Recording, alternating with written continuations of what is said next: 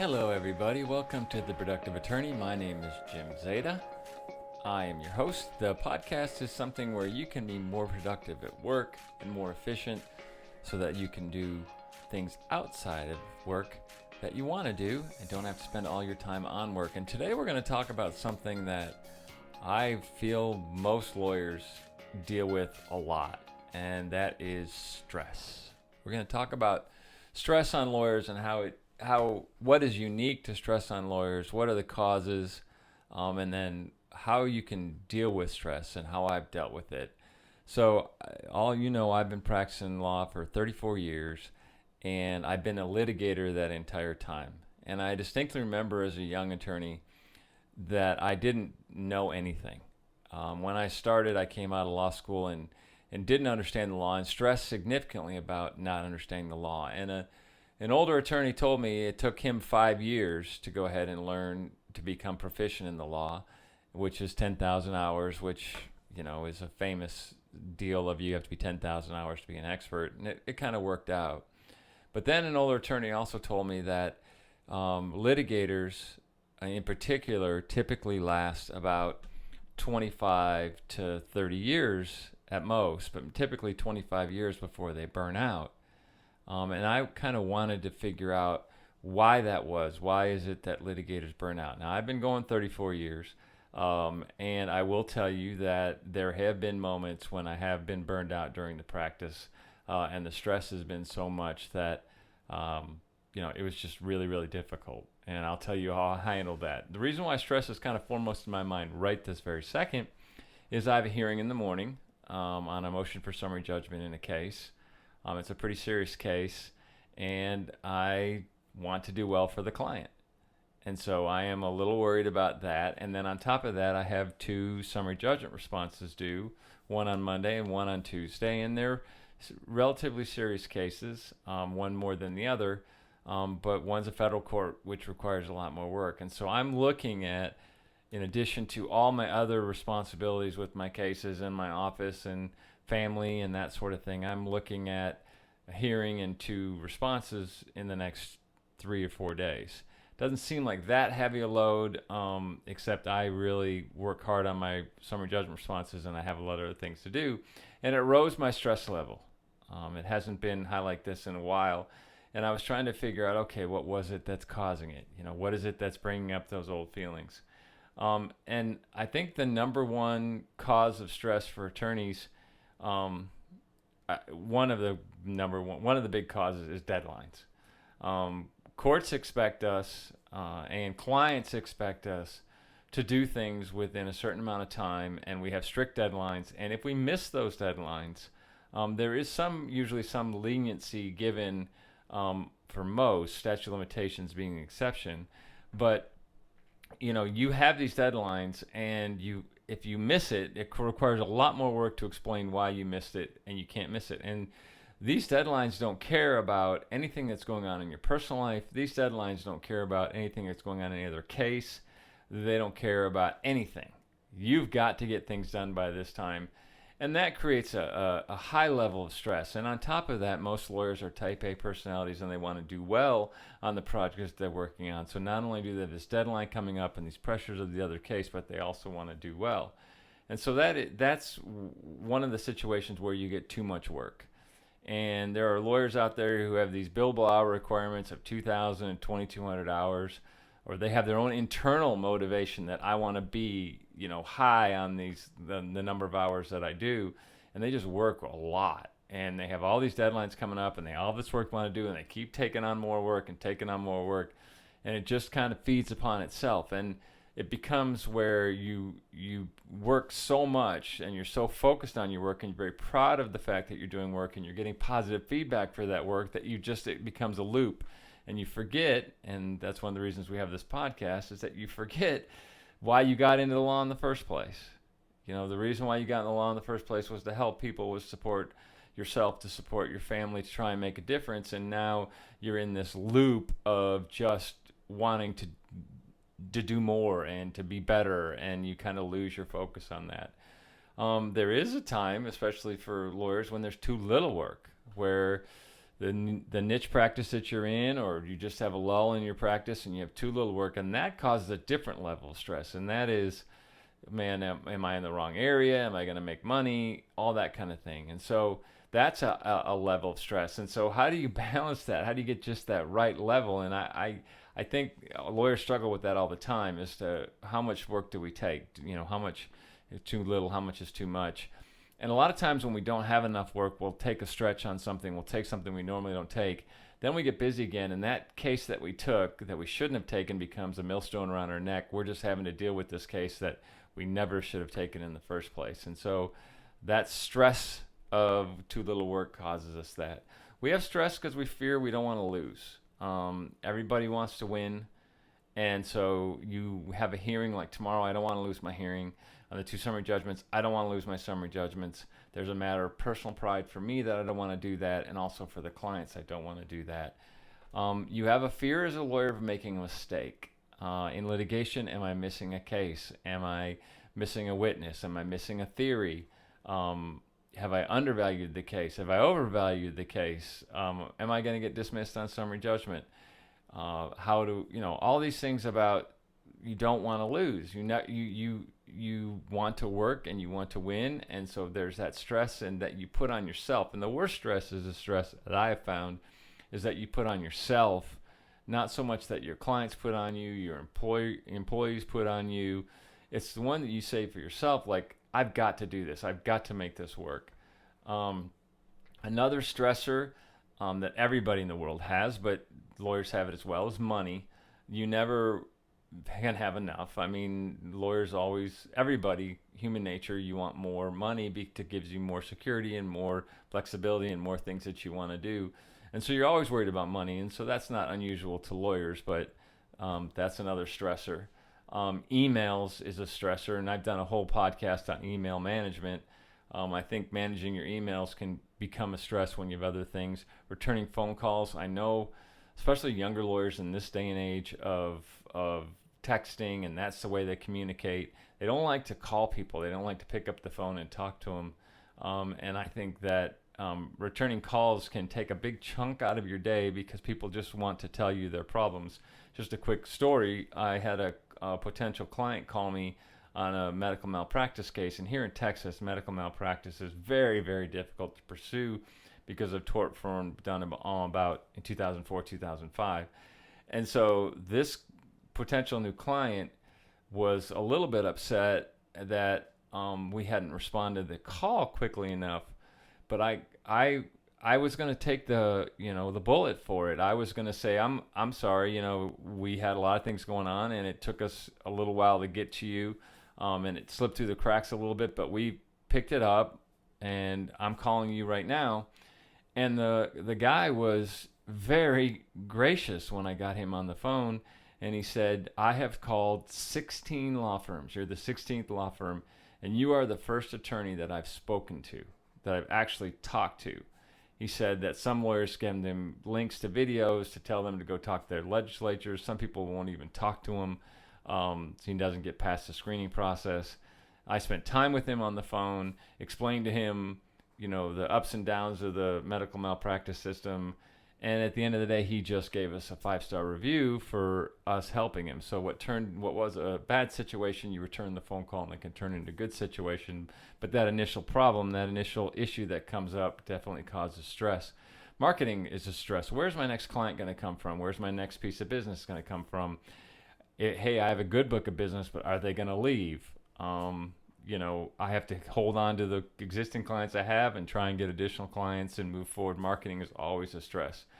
Staying up on law and technology. I've had this discussion with several lawyers recently who have not stayed up on technology. They're using old databases, and they just get comfortable with old databases. And I'm talking about Microsoft DOS and Microsoft Access databases from 20 years ago and 30 years ago, and these lawyers haven't gone past that. And the limitations associated with this type of lack of catching up on technology, it's just a slow burn stress because your technology never really kind of like comes right out and tells you, hey, we're not up to date.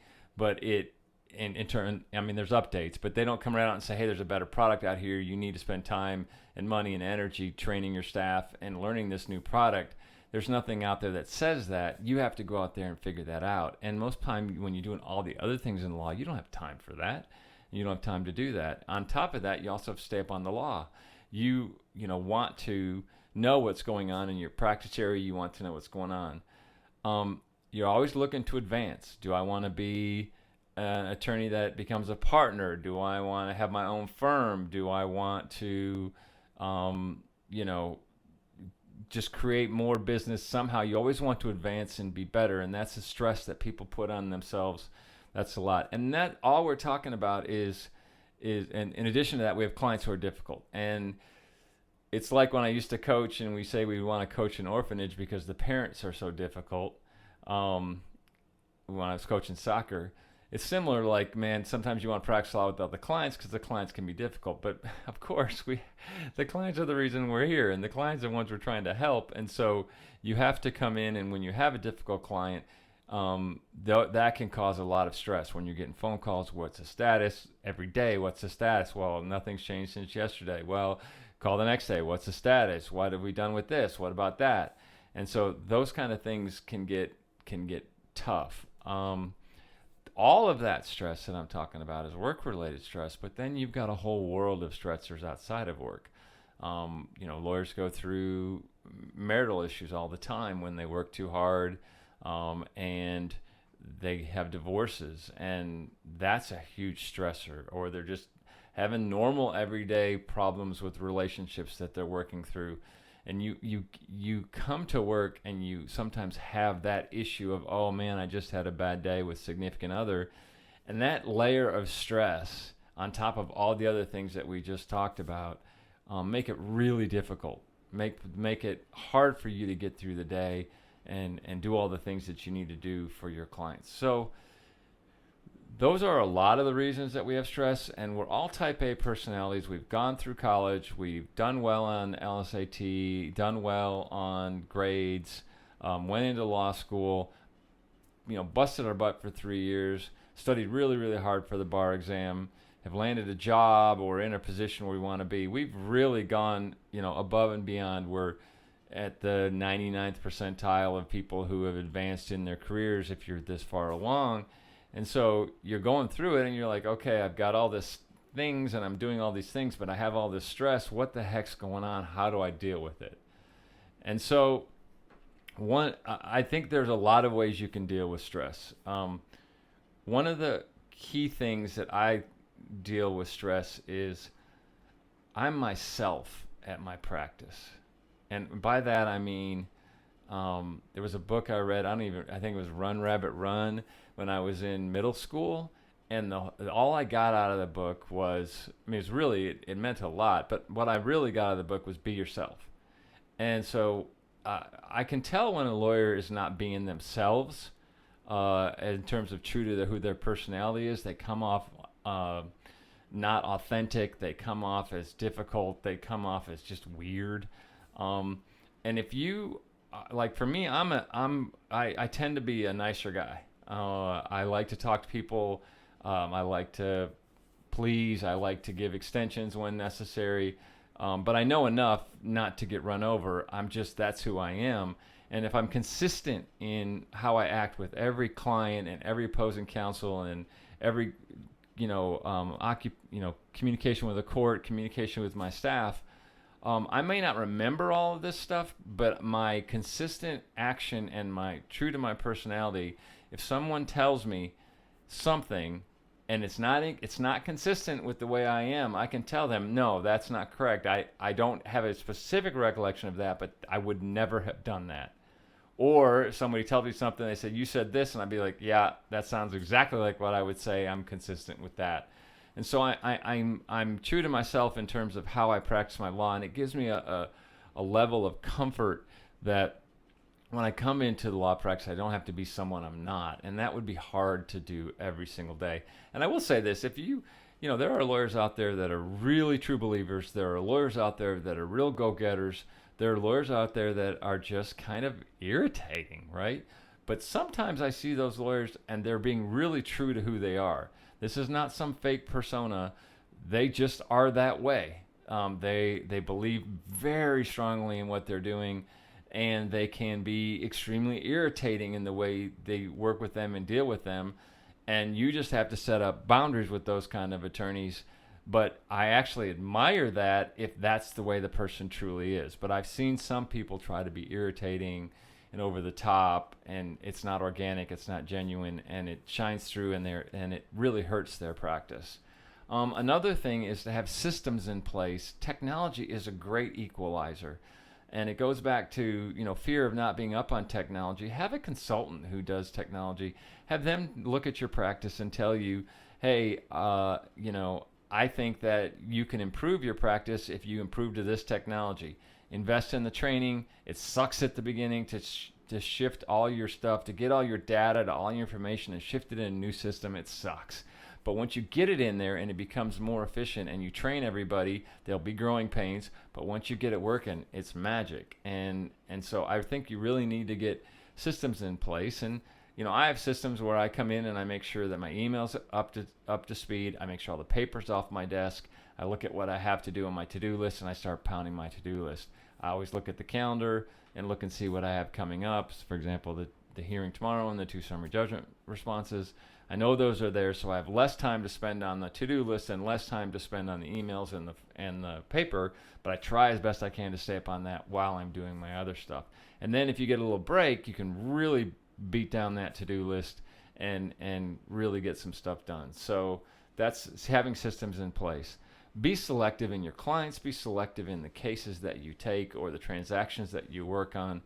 You will pay off in the end. I've learned a lot about saying no to people thinking I'm afraid, they're never going to bring me another piece of business. But if you explain to them why you're saying no, and I just did that for a client today, and I didn't come right out and say no, but I told the client why we probably weren't going to take his case, but that there are some options that we can use. They have a lot more respect for you if you give them the reasons why and they have a full understanding. And you really need to be transparent. A couple times you have to tell people, I just can't make any money on this case, and I'm running a business. And so I would love to help you, but this is just not something that's not going to work for me from a business point of view.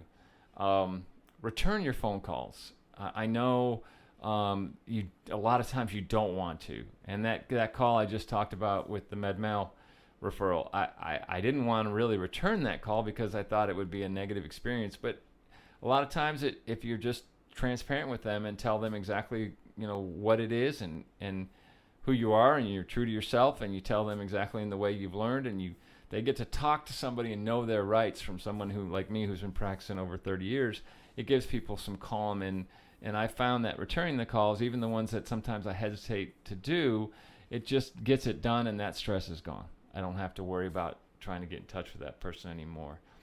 I strive for a zero inbox on emails. Not always going to be there, but I strive to do that. And there is a certain amount of calm to know that there's nothing in my inbox. Like right now, I think I have 3 emails in my inbox.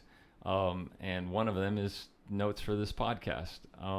So I'll get this done and take care of that email. So there's a lot of stuff that you can do to get to zero inbox. And I have a podcast on email management if you want to listen to that. Delegate. If you have somebody who works for you or people who work within you, really delegate the stuff that even though you think you're the best at it and someone else would take longer to do or they won't be as good at it, if they get the job done and you don't have to do it so you can focus on the higher level stuff, the attorney level stuff, delegate as much as you can. And I've become a lot better at that. I've hired people. I've stretched myself financially to hire people because I feel like my clients need great service, and if I go ahead and do that, I can delegate more and do the things that I enjoy doing, and I make a little less money, but I'm at my state in my career where I can do that. Staying up on information is a lot easier now in terms of staying up on the law and staying up on technology. It's a lot easier now than it was 20 years ago.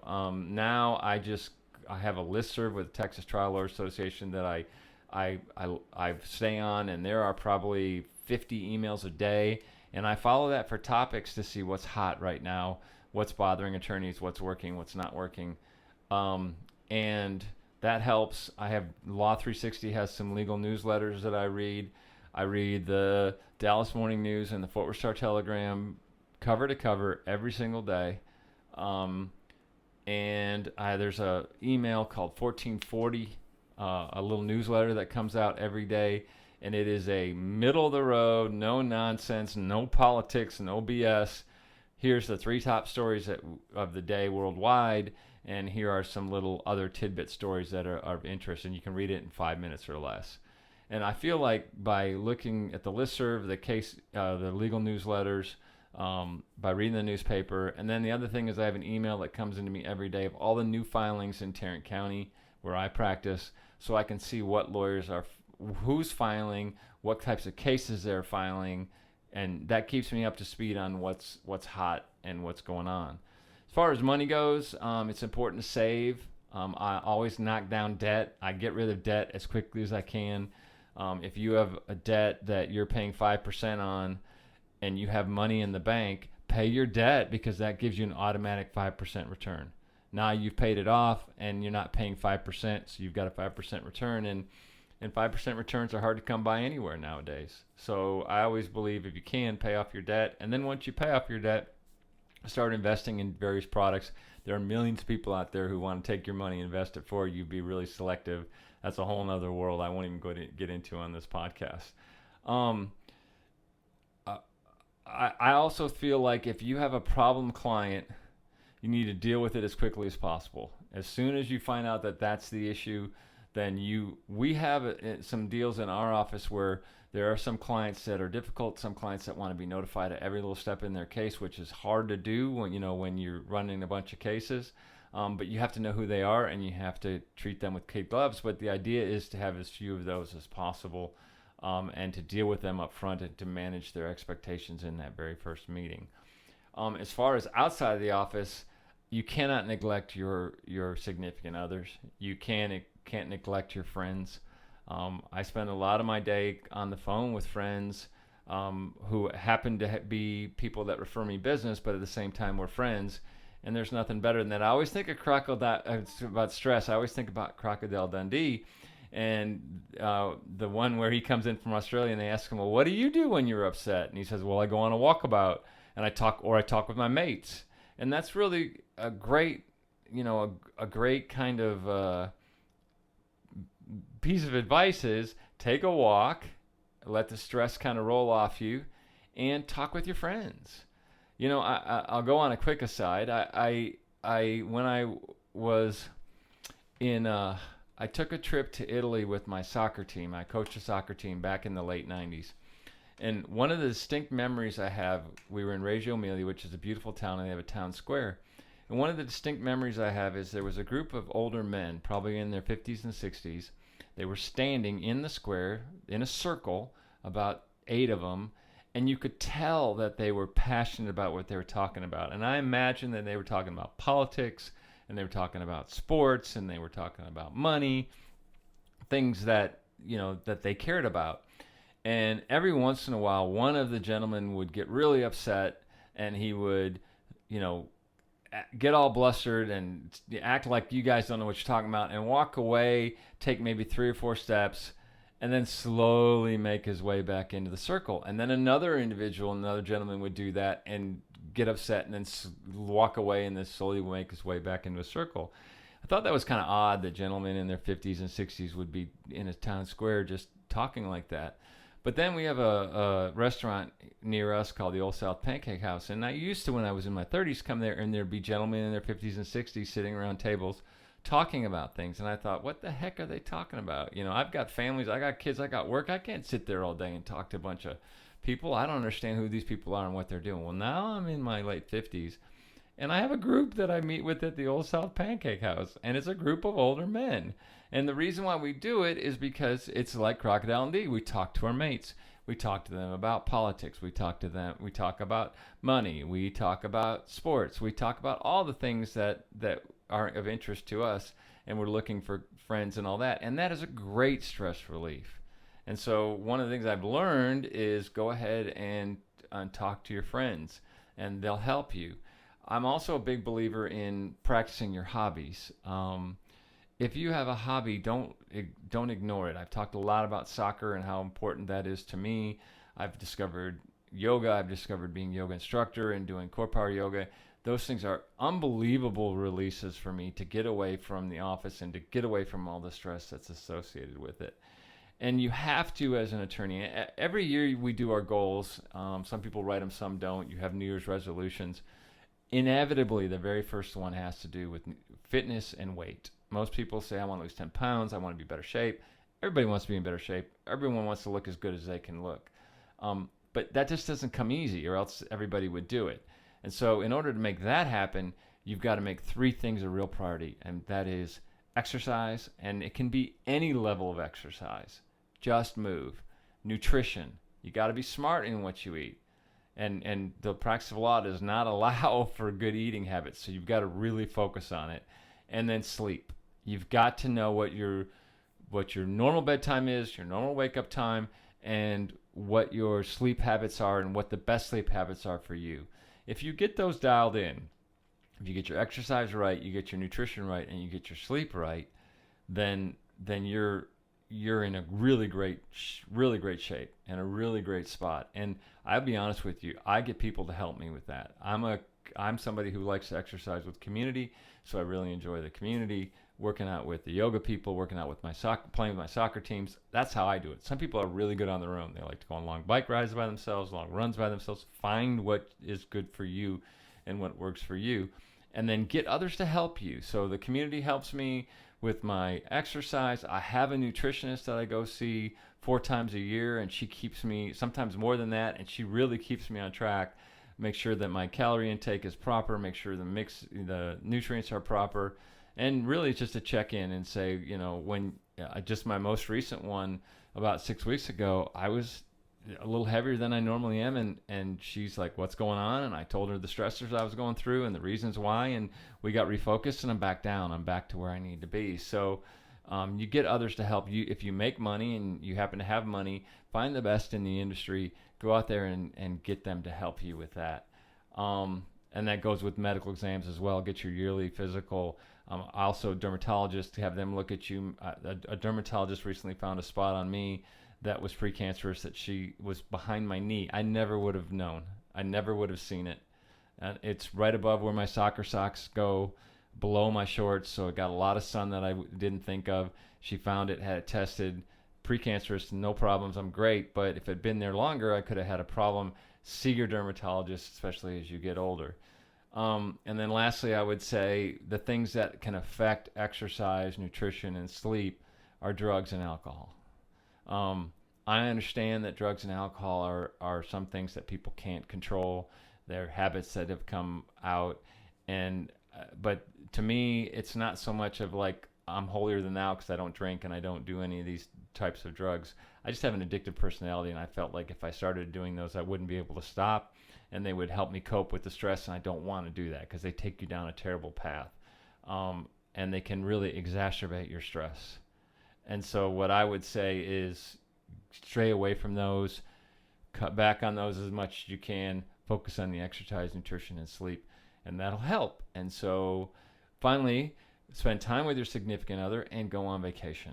I'm really bad about that. I need to go on more vacations. I find that people who do go on vacations are much more adjusted and happier and all that kind of stuff.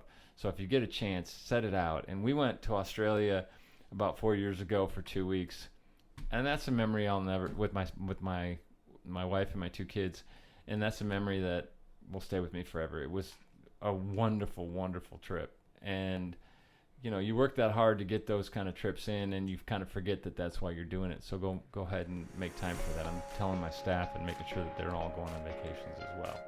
So that's my stress. So we'll see how my hearing goes tomorrow. We'll see how my 2 briefs go. I'm sure everything will go fine and it'll all work out. But that's what's stress, and that's how I've dealt with it for the last 30 plus years. Thanks. Hope you have a great rest of the week.